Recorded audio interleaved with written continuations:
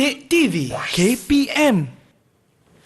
Hello, Assalamualaikum dan selamat sejahtera kepada anda yang sedang menyaksikan Road to Success SPM 2021 bersama dengan saya, Wani Carey. Okey, sebelum kita mulakan seperti biasalah, Wani akan pesan berulang kali dekat anda semua untuk sentiasa patuh pada SOP. Bagaimana caranya? Sentiasalah sanitize tangan anda, pakai pelitup muka apabila berada di tempat awam dan paling penting, jaga penjarakan sosial sekurang-kurangnya 1 meter. Walaupun kes kita semakin menurun dari hari ke hari, tapi kita haruslah bertanggungjawab sebagai rakyat Malaysia untuk patuh pada SOP dan sama-sama putuskan rangkaian COVID-19 ini. Okey? Alright, kalau anda sudah bersedia, tajuk yang akan kita sama-sama belajar hari ini, seperti anda lihat belakang Wani ni ada banyak makanan yang menarik. Semestinya subjek pun berkenaan dengan makanan, iaitu subjek pemprosesan makanan tingkatan 4 kursus 1, dan sama-sama kita nak kenal dengan guru jemputan kita. Jom kita saksikan dulu profil guru kita.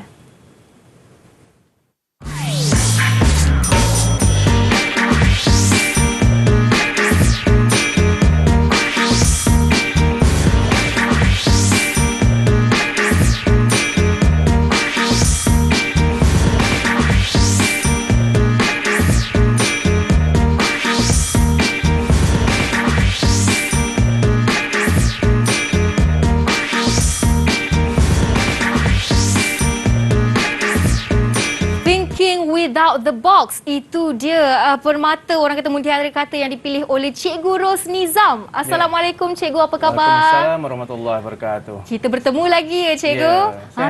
Sihat Alhamdulillah. Tapi sebelum tu Cikgu, apa maksud thinking without the box tu? Berfikir tanpa kotak, bukan berfikir hanya di luar kotak. Kita tidak perlukan kotak untuk fikiran. Maksudnya kita boleh berfikir tanpa kotak pun. Tanpa kotak, without boundaries. Tu first time saya dengar daripada Cikgu Rosnizam, iaitu guru dari College Vocational Technical Pertanian Teluk Intan Perak.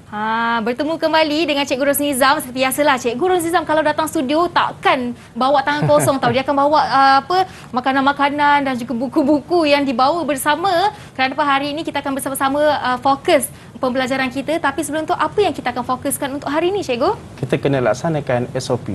Laksanakan SOP itu semestinya. Tapi untuk subjek hari ini?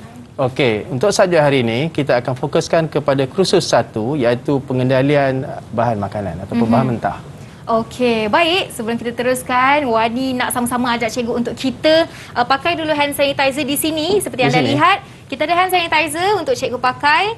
Lepas kita dah pakai, bolehlah kita sama-sama buka pelitup muka dan simpan dalam bekas yang disediakan. Okey. Ingat tahu, kalau nak buka mask boleh, tapi pastikan kalau anda ingin berborak dengan rakan anda ataupun orang yang tidak dikenali, make sure ada penjarakan sosial sekurang-kurangnya 1 meter.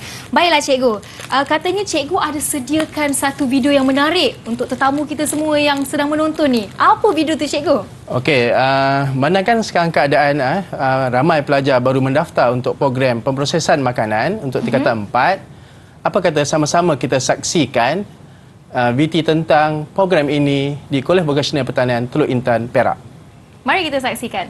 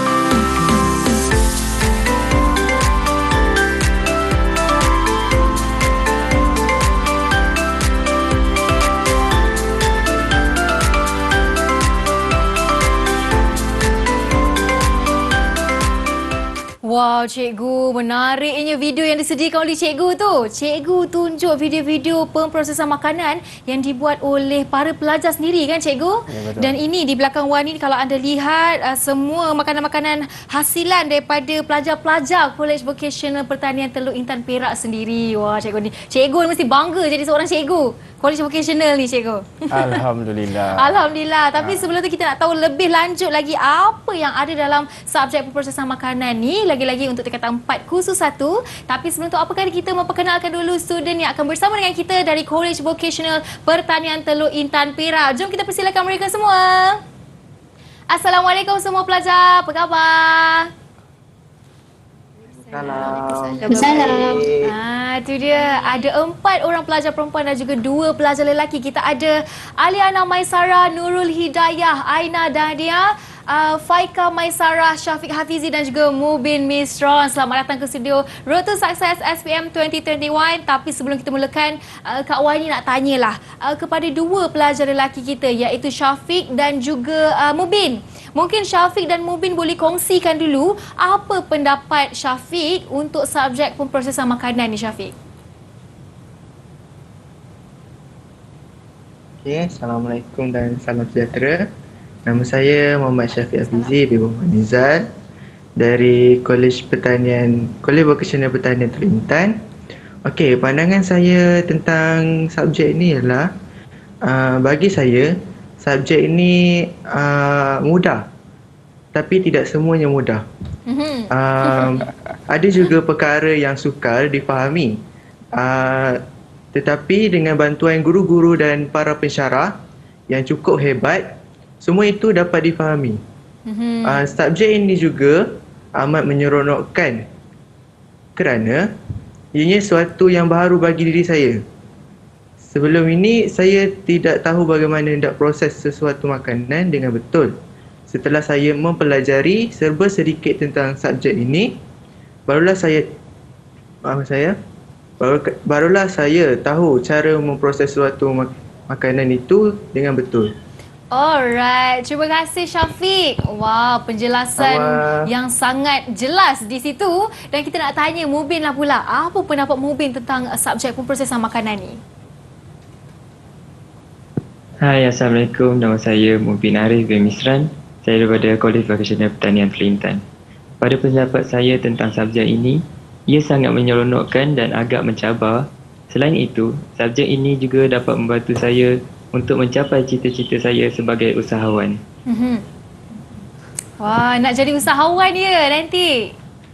Kita doakan agar mereka dapat mencapai cita-cita yang mereka ingini apabila mengambil subjek pemprosesan makanan ni. Tu cikgu. Mereka kata subjek ni menyeronokkan dan mencabar. Betul cikgu? Mencabar ke subjek ni sebenarnya? Kalau tak mencabar tak seronok lah. Itu dia. Kan? Okey, nak tahu mencabar ke tidak, nak tahu silibus dalam subjek ini, apa kata kita berehat seketika dan jangan ke mana-mana, kembali dalam Road to Success SPM 2021. Didik TV KPM. Didik TV KPM.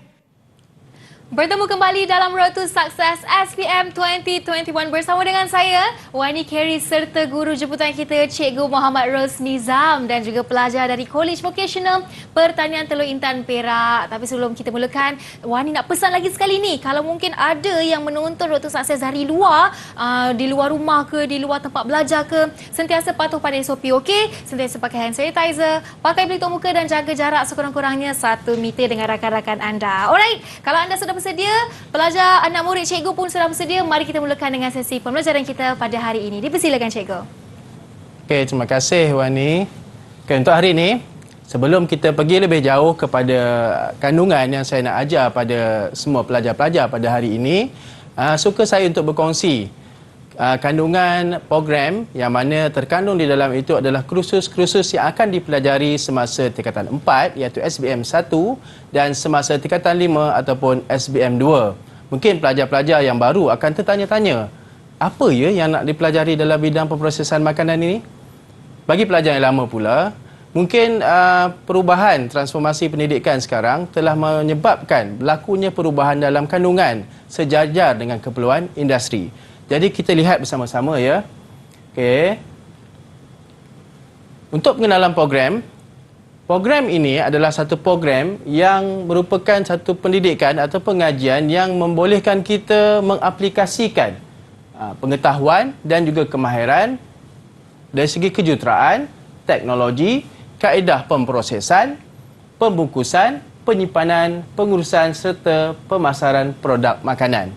Ini adalah matlamat program yang kita akan jadikan dia nadi kepada program itu. Dan hala tuju kita adalah menuju kepada kemahiran ini tercapai dan pelajar-pelajar kita kompeten. Untuk SBM 1 tingkatan 4, pelajar-pelajar yang baru mendaftar seminggu 2 ni, ini adalah konten ataupun kandungan yang terdapat di dalam program pemprosesan makanan untuk tingkatan 4 ataupun SBM 1. Semasa semester 1, anda, pelajar-pelajar semua, akan belajar mengenai pengendalian bahan mentah, penyediaan bahan mentah, penyimpanan bahan mentah, pengenalan pengeluaran hasilan ikan. Bagi semester 2 pula, operasi pengeluaran produk sepada siap hasilan ikan. Jadi akan banyak bermain dengan ikan. Operasi pengeluaran produk siap hasilan ikan. Operasi pengeluaran produk sepada siap hasilan buah-buahan dan sayur-sayuran. Mungkin pelajar tertanya, kenapa sepada siap dan siap? Sepada siap tu yang kita buat dia jadi surimi, dia jadi otoshimi yang akan digunakan seterusnya dalam penghasilan keropok leko, penghasilan berbola ikan, fish cake dan sebagainya. Okey, untuk buah-buahan dan sayur-sayuran ini adalah lebih kepada penghasilan produk seperti jam, seperti jus, cordial dan juga jelly. Bagi yang terakhir adalah operasi pengeluaran produk siap hasilan buah-buahan dan sayur-sayuran. Dia ada separa dan dia ada yang siap. Nanti kita akan pergilah pada satu-satu pada pembelajaran yang seterusnya. Seterusnya, untuk SBM 2 ataupun tingkatan 5, di tingkatan 5 pula, pelajar-pelajar akan belajar mengenai pengenalan pengeluaran hasilan daging pula. Tentang daging pula. Operasi pengeluaran produk sepada siap hasilan daging, operasi pengeluaran produk siap hasilan daging, dan pengenalan pengeluaran hasilan bakery. Bakery ni tahu tak apa benda pelajar-pelajar? Bakery ni adalah penghasilan produk-produk yang kita tengok di kedai pastry tu. Ada roti, ada bun, dan juga apa yang berasaskan kepada gandum ataupun tepung. Kemudian di semester 4 pula, pelajar-pelajar akan berpeluang untuk belajar mengenai operasi pengeluaran produk sepada siap hasilan bakery. Kemudian operasi pengeluaran produk siap hasilan bakery, dia akan lebih mendalam lagi, pengurusan pentadbiran pengeluaran makanan dan penyeliaan dan pengurusan prestasi. Kenapa semua benda ini digarap bersama? Tujuan dia adalah ianya menyiapkan para pelajar untuk menjadi seorang supervisor ataupun penyelia di industri. Dan kurikulum ini adalah selari dengan apa yang dipelajari di dalam sijil kemahiran Malaysia. Dan insya-Allah jika anda pelajar layak, anda akan dapat DUI, satu SBM dan satu lagi adalah SKM. Okey, seterusnya saya datang dari jauh ni kan untuk mengajar anda semua tentang topik yang pertama ataupun bab 1 lah kalau dalam tingkatan 4, tapi disebut di dalam vocational ini sebagai kursus yang pertama, bahagian yang pertama lah ataupun modul yang pertama. Dalam vocational ada 4 kursus. Okey. Untuk satu semester. Okey.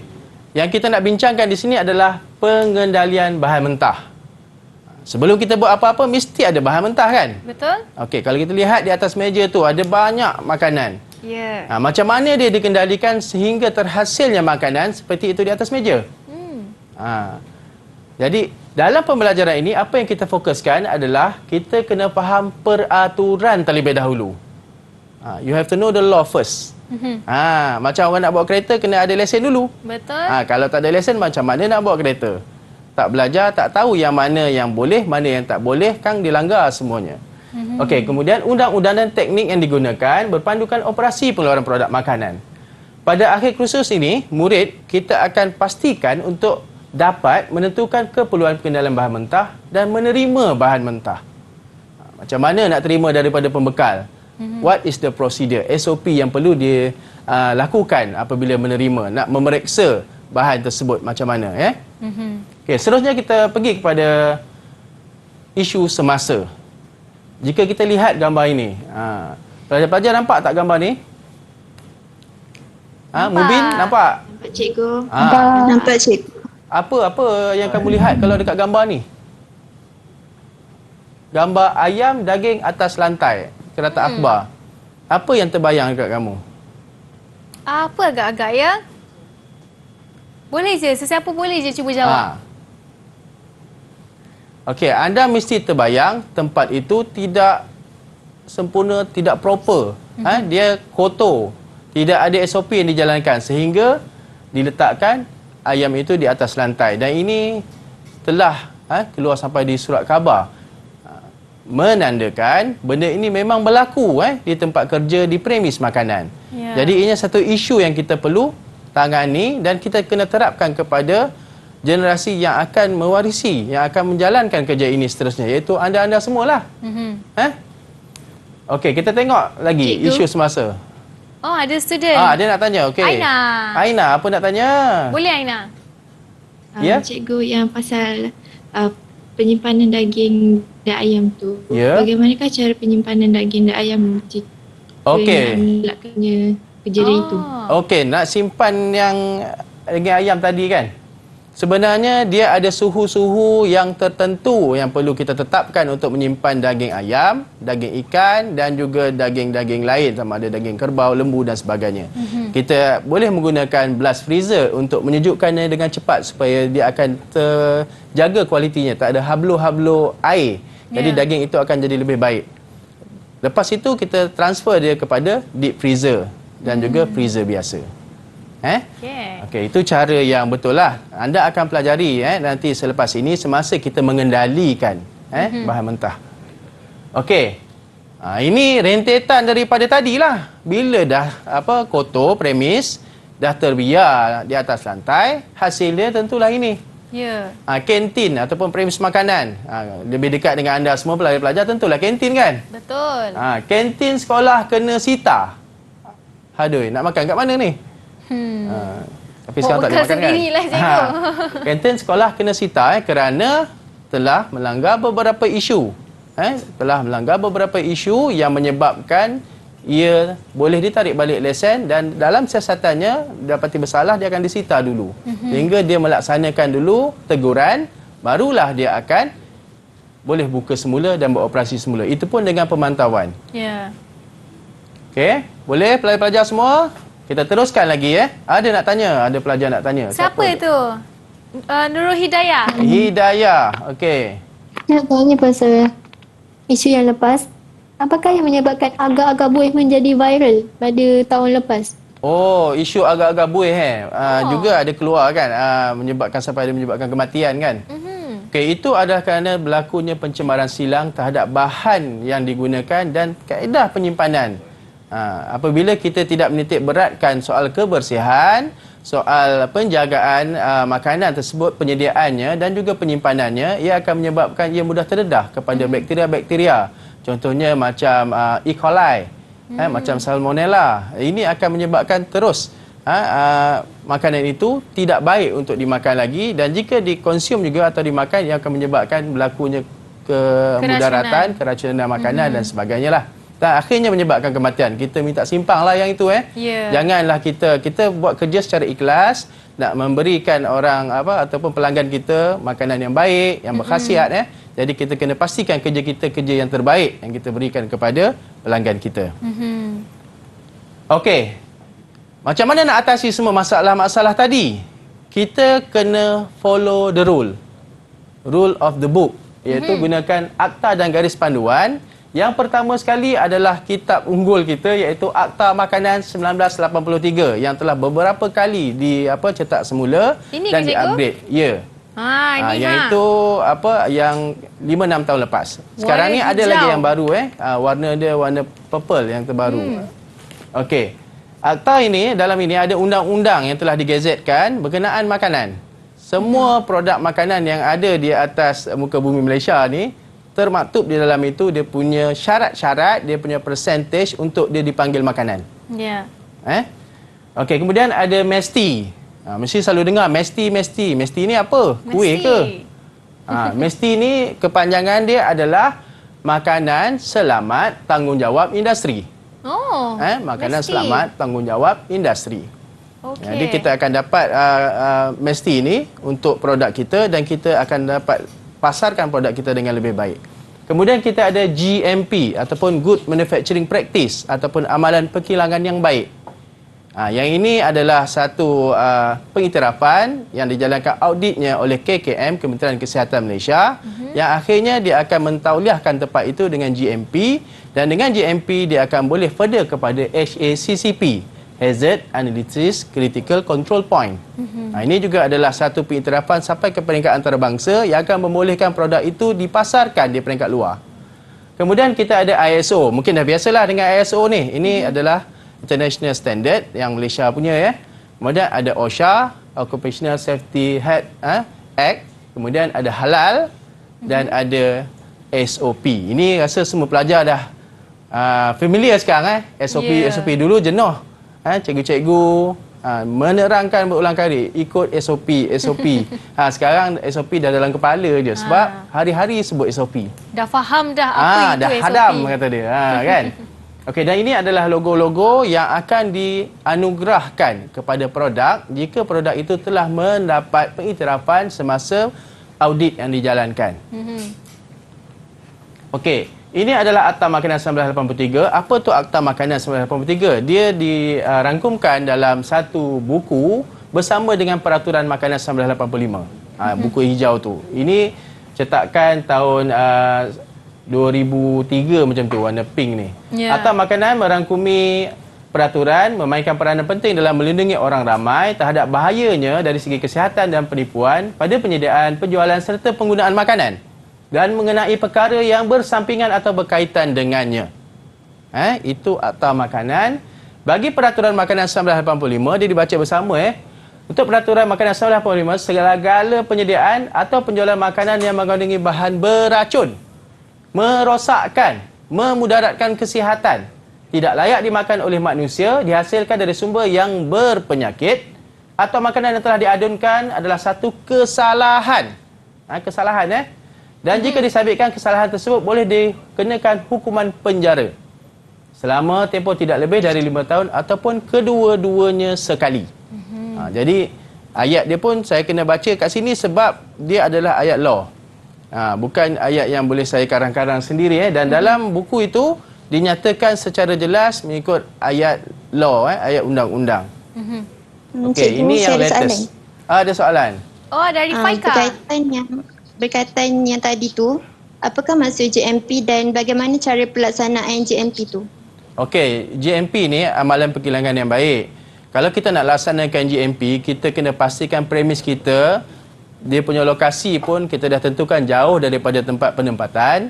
Kemudian di dalamnya kita kena pastikan lantai kita adalah lantai epoksi, tiada berbucu. Kemudian kita kena pastikan pekerja-pekerja telah menjalani cucuk tu, ataupun kita kena ambil kursus juga untuk mendapatkan sijil pengendali makanan.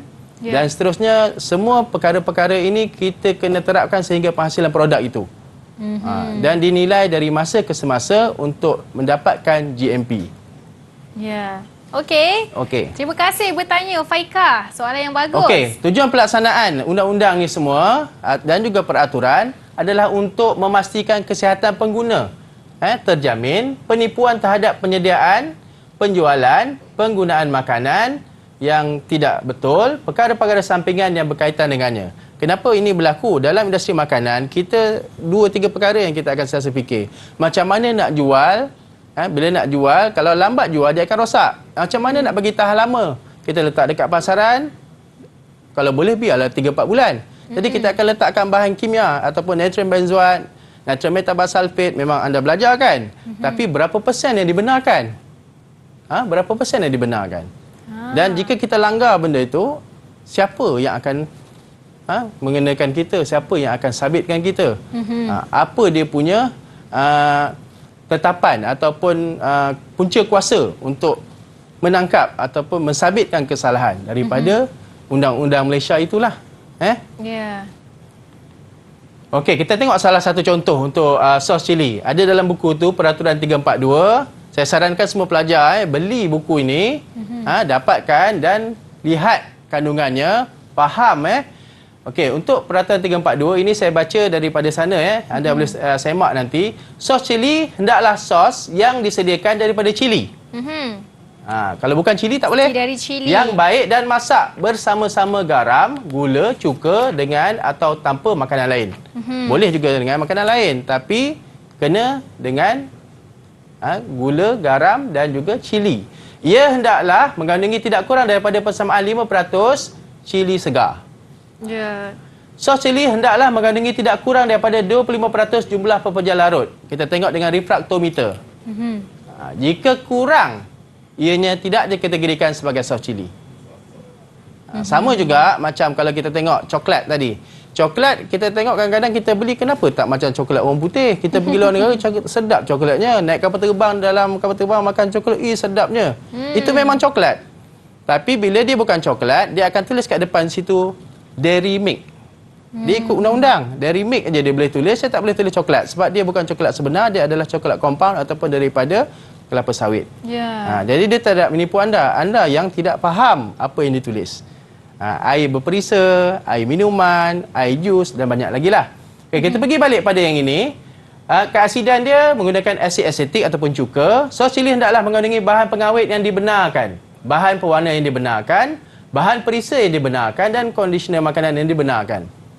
Kemudian sos cili tak boleh menunjukkan apa-apa tanda penapaian apabila dieramkan pada suhu 37 darjah Celsius selama 15 hari.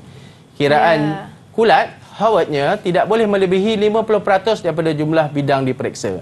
Andai kata Kementerian Kesihatan datang untuk memeriksa produk yang anda hasilkan, contohnya macam sos cili yang ada di atas meja tu, dan dia dapati kandungan kulat yang ada di dalamnya lebih tinggi, jadi anda bakal berdepan dengan tindakan undang-undang dan produk anda boleh ditarik balik daripada pasaran.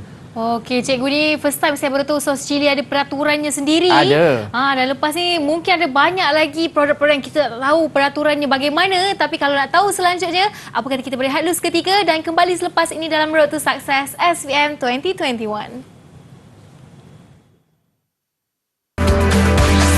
Didik TV KPM. Didik TV KPM.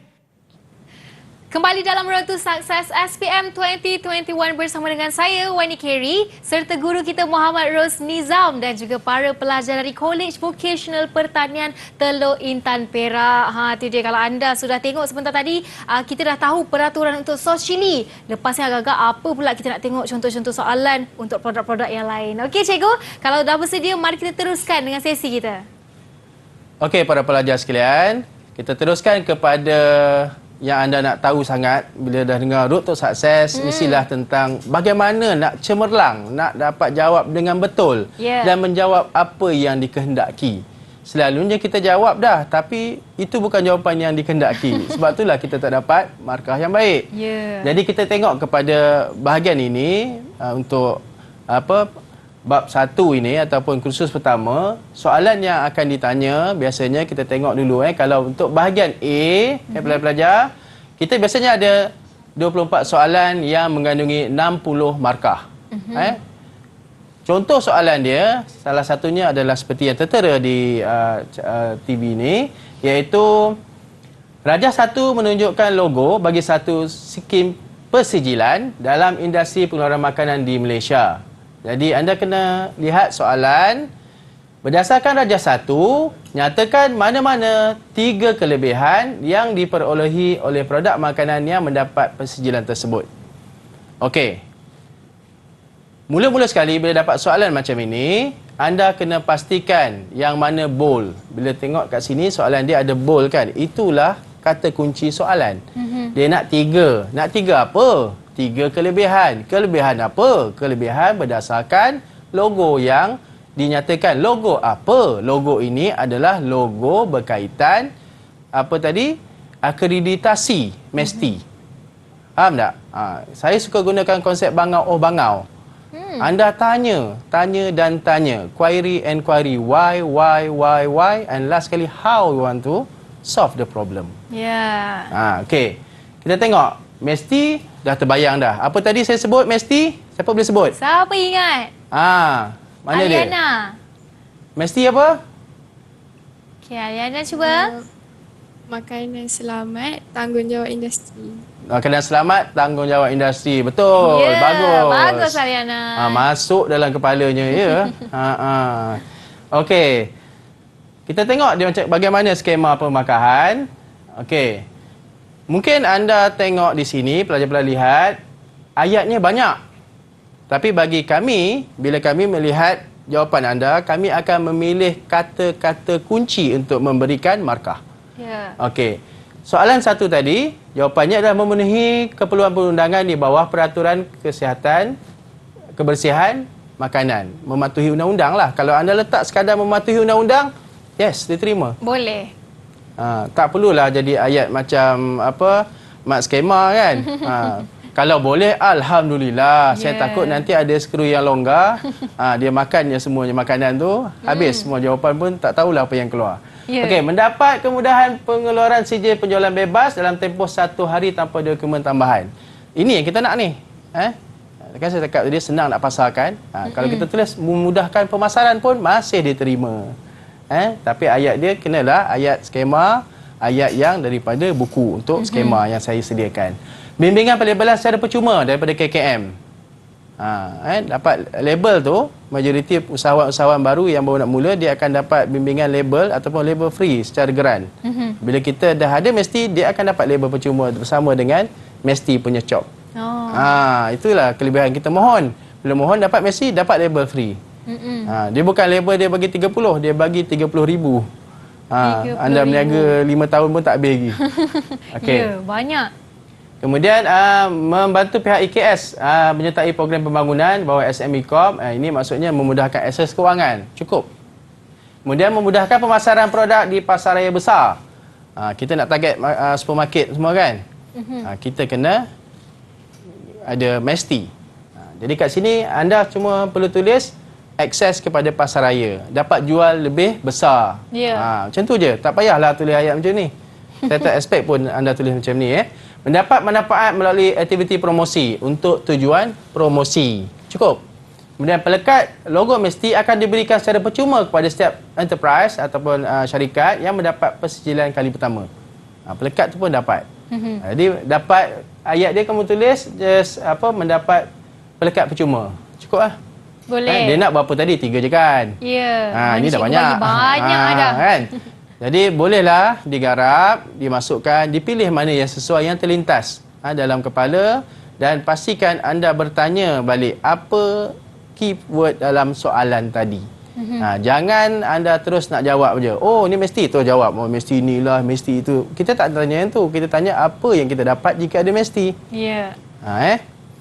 Okey, untuk yang kedua pula, bahagian B. Bahagian B biasanya soalan esei. Betul tak? Betul tak soalan esei kan? Okey, soalan esei ada 4 soalan yang mengandungi 40 markah dan wajib dijawab semuanya. Soalan esei biasanya dia ada mak dengan anak. Bapa tak tahu bagaimana. Dia mak dengan anak. Biasanya dia akan keluar soalan dalam bentuk situasi, dalam bentuk contohnya perbandingan, ada gambar rajah, ada produk. Produk itu dibuat perbandingan dan kita akan tanya soalan berdasarkan situasi tersebut bersama anak-anak soalan. Okay, kita tengok soalan yang saya tunjukkan di sini. Sebab tadi kita banyak pada sos cili. Syarikat pemprosesan sos cili telah membuat tempahan pembelian botol kaca 10 kartun. Kita industri kan, kita tak belilah 10 botol, 10 kartun. Dari pembekal dengan satu kartun berharga RM12.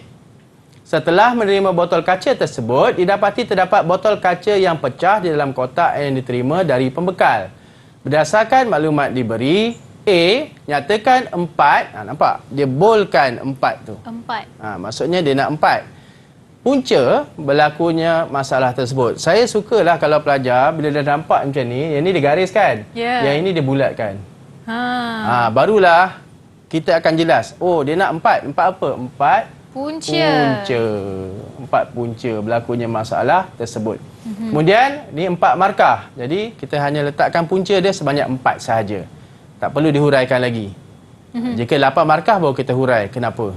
Okey, berdasarkan jadual jawapan di 1A, nyatakan 4 juga. 4 apa? 4 cara. Cikgu kidal, jadi pakai tangan kanan tu dia pelik sikit lah. Tak apa cikgu, boleh. Saya kena kiri juga, saya kidal. Okey. Menyelesaikan masalah tersebut 4 cara. Okey, juga 4 markah. Sekiranya botol kaca yang pecah diganti oleh pembekal, hitung kos. Dia suruh hitung kos. Dia suruh hitung apa? Hitung kos yang perlu dibayar untuk pembelian 10 karton botol kaca tersebut. Okey, kita pergi satu persatu. Yang ini direct lah dia tanya. Ini pun direct. Yang ini sebenarnya trik. Trik saja. Soalan trik. Kalau pecah ke tak pecah ke, anda tetap kena bayar. Betul. Kan? Sebab ikut budi bicara lah. Kalau kita dapat deal dengan baik, dia mungkin akan dapat mengganti semula. Tapi bayar tetap sama. Dia boleh ganti, tapi tetap kena bayar. Tetap bayarlah. Okey. Skema dia, yang pertama 1A, kecuaian pengendalian lah. Macam mana boleh berlaku kecuaian? Sebab kita tak patuhi SOP tadi, peraturan yang telah ditetapkan tidak dipatuhi, menyebabkan berlakunya masalah, berlakunya kita punya produk itu, sos cili yang kita nak hasilkan itu menjadi tidak seperti yang kita rancang. Kemudian pembungkusan yang tidak sesuai. Itu pun boleh menjadi satu masalah. Dan mungkin jawapan ini boleh dipelbagaikan lagi dengan idea-idea para pelajar. Dan jenis pengangkutan yang tidak sesuai. Dan pemanduan yang tidak berhemah semasa pengantaran. Dia hantar tu, dia bawa ikut suka je. Kan? Tidak jaga langsung, jumpa bumper, dilanggarnya, menyebabkan inilah.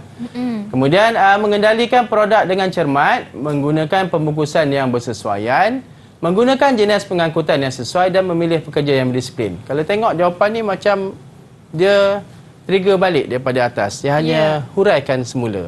Sebenarnya sebab itulah para pelajar tadi kata, dia senang tapi kadang-kadang susah. Sebenarnya dia senang je.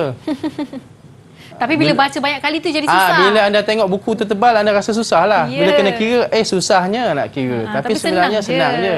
Kan? Okey.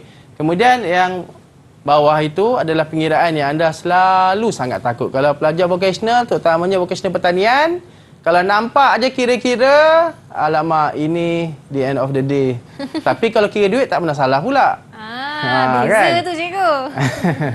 Okey, kita tengok balik. Sekiranya botol kaca yang pecah diganti oleh pembekal, hitung kos yang perlu dibayar untuk pembelian 10 karton. Samalah 10 karton RM12. Tetaplah RM120. Tak ada apa-apa yang berlaku. Cuma mungkin anda terfikir nanti tiba-tiba tambah pula nilai botol tadi. Tak. Dia akan bertanggungjawablah terhadap apa yang telah dia sampaikan.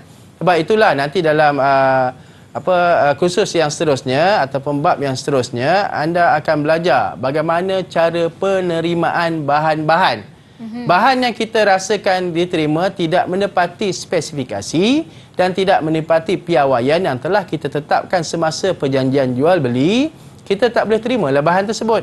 Kita kena tolak. Dan bila kita tolak delivery order tersebut, nanti syarikat itu akan query balik kepada pengedaran kenapa tidak hantar dan tidak diterima oleh pelanggan.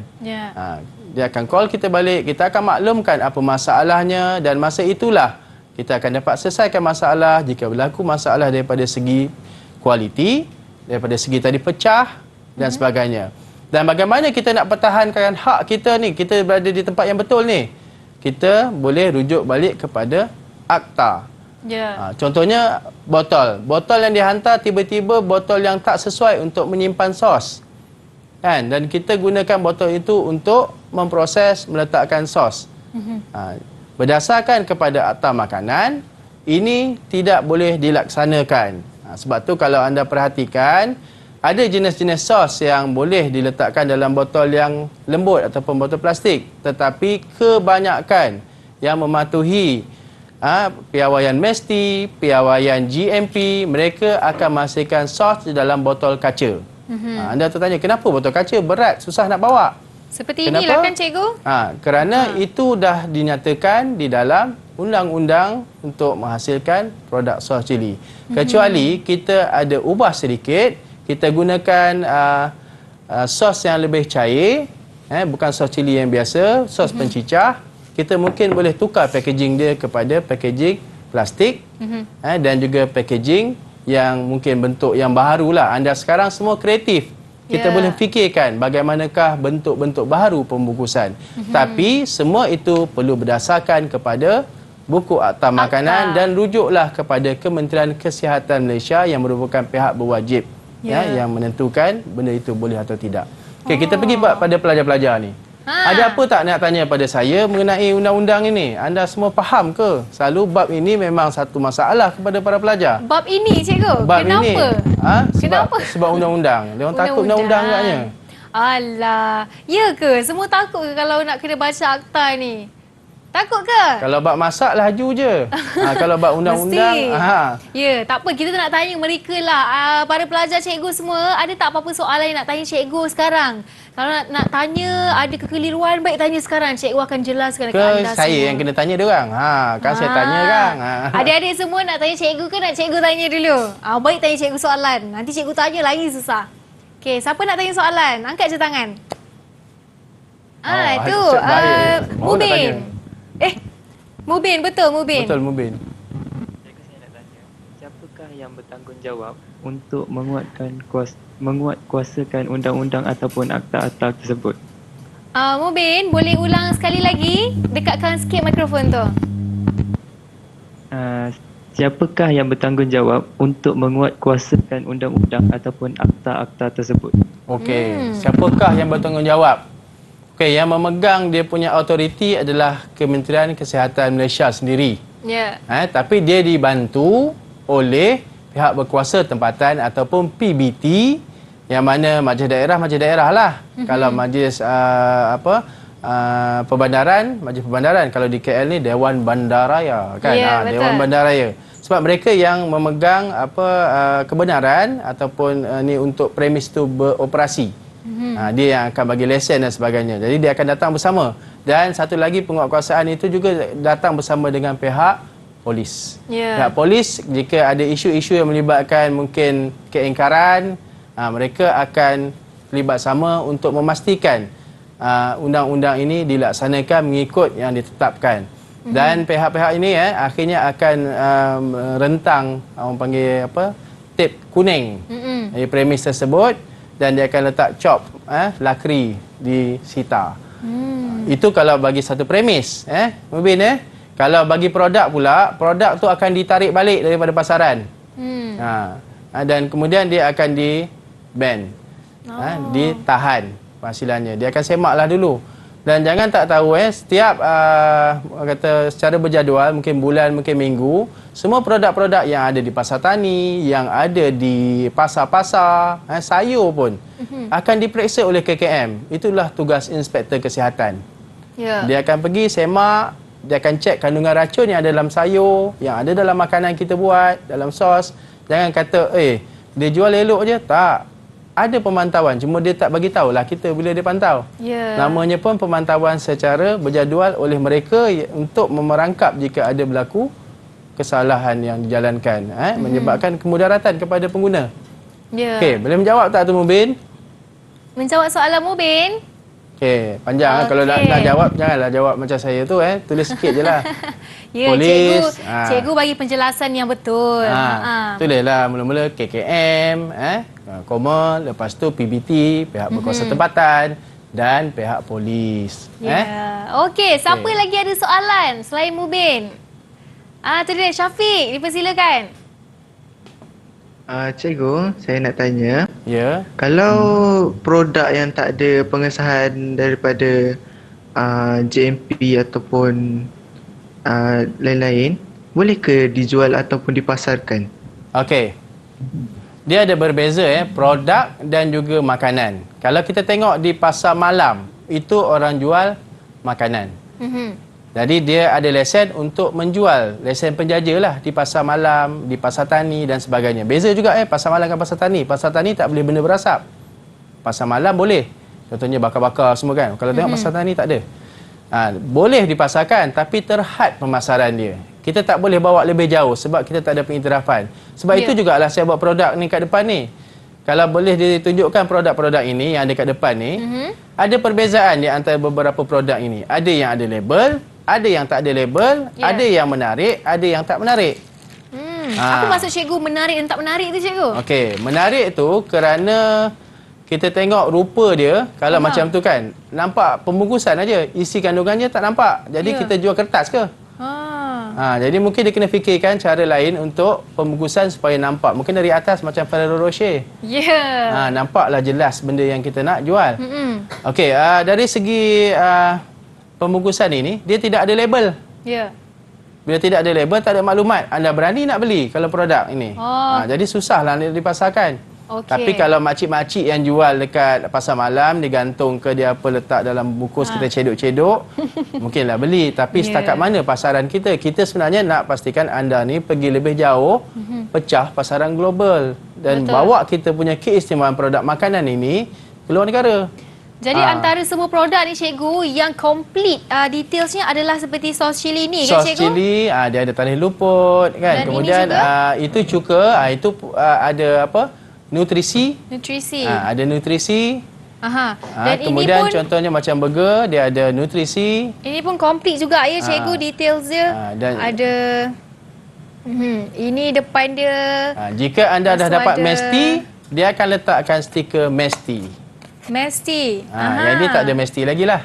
Sebab ini pelajar punya, Mesti ni industri lah, sebab dia perlu juga bayaran untuk diaudit. Okey. Nampak Mubin kalau nak boleh jual, tapi setakat pasaran kecil je lah. Dan kita tak dapat nak lawan lah jika berlaku apa-apa sabotage. Orang kata makan produk kau lah ni sakit perut. Tapi sebenarnya tak, makan benda lain. Tapi kita nak protect diri kita dengan apa? Kita tak ada apa-apa yang nak dia. Saya ada JMP. JMP dah check, kilang saya okey. Produk saya memang AAA. Kan? Jadi kita boleh bertingkah balik, kita ada fakta, kita ada sijil pengiktirafan. Jadi siapa pun tidak boleh menggugat kita punya perniagaan. Produk kita adalah yang terbaik di pasaran. Betul. Baik cikgu. Satu sesi pengajaran yang sangat baik hari ini. Banyak benda yang Wani pun baru tahu, apatah lagi mereka yang menonton di rumah. Tapi sebelum kita akhiri cikgu, mungkin cikgu ada kata-kata semangat untuk anak murid cikgu yang sedang menonton serta 6 orang pelajar di studio bersama dengan kita ni cikgu. Dipersilakan. Okey. Saya berkongsilah sedikit kata-kata hikmat pada para pelajar semua. Pengetahuan yang baik adalah pengetahuan yang bermanfaat. Kemahiran yang berguna adalah kemahiran yang dipraktikkan. Semoga semua pelajar beroleh rahmat dan berkat daripada apa yang telah dipelajari hari ini. Jika ada salah silap kekurangan, saya mohon maaf. Itu adalah kekilafan saya dan saya ucapkan selamat belajar kepada semua. Saya pun mohon maaf juga cikgu kalau ada tersalah kata sepanjang kita bersama ni cikgu. Dan Wani nak ucapkan terima kasih sudi meluangkan masa dengan kami di studio serta pelajar-pelajar dari College Vocational Pertanian Teluk Intan Perak. Terima kasih sudi bersama dengan Kak Wani dan Cikgu Rosnizam hari ini. Kak Wani doakan agar anda berjaya memperoleh markah yang cemerlang dan sentiasa berjaya menghasilkan produk-produk yang terbaru. Okey? Alright, jadi itu saja pada kami untuk episod kali ini. Hanya dalam Road to Success SPM 2021 dari saya, Wani Carey. Bye-bye!